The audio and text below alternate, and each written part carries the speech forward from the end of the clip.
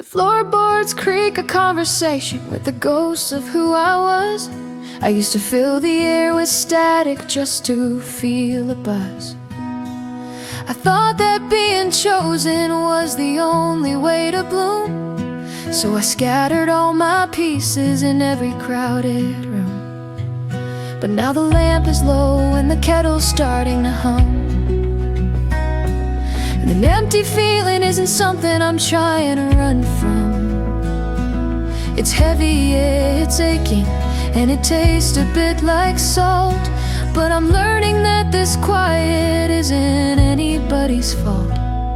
It's a long walk back to the center of my chest, to the place where I don't have to put my value to the test.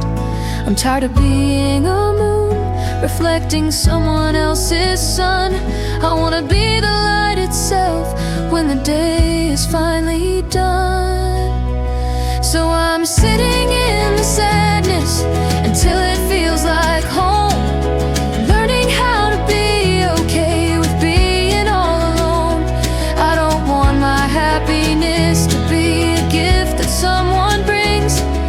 I wanna be the steady hand, the voice that softly sings. It's a quiet kind of mercy, it's a slow and steady grace, to look into the mirror and love this lonely face.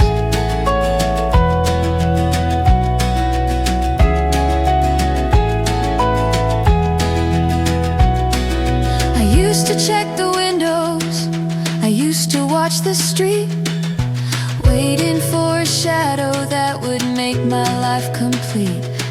But a person isn't a bandage, and a heart isn't a hole, and nobody should have to be the keeper of my soul. So I'm making friends with the shadows that stretch across the floor.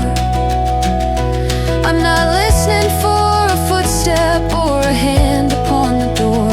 I'm learning how to feed the fire with what I gather myself, instead of keeping my best spirit sitting dusty on a shelf. There's a freedom in the nothing, there's a power in the no, in letting all the expectations finally let me go.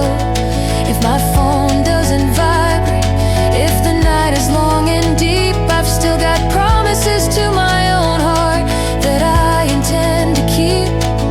I'm practicing the kindness I used to give away for free, and for the first time in a decade, I'm giving it to me. I'm allowed to be a mess, I'm allowed to be a flame, without needing a witness, just to validate my name. I used to think my pulse was just a rhythm for a dance, that only had a meaning if it caught somebody's glance. And now I'm listening to the thrumming in my own two ears, a steady little engine that's been running through the years. It doesn't need a bravo, and it doesn't need a stay. It just keeps on beating in its own determined way. I'm learning how to sit with the parts of me that ache, without reaching for a phone just to feel the silence break. There's a ghost of a dependency, I'm finally laying low, the one that said I'm hollow if I've nowhere left to go. I'm untying all the ribbons that I used to bind my peace of mind to someone else's fickle, changing mine. It's a lonely kind of labor, and the progress is so slow, but there's a garden in the basement that is starting now to grow. I am the soil and the water, I'm the sunlight and the seed. I'm finally becoming the only thing I truly need.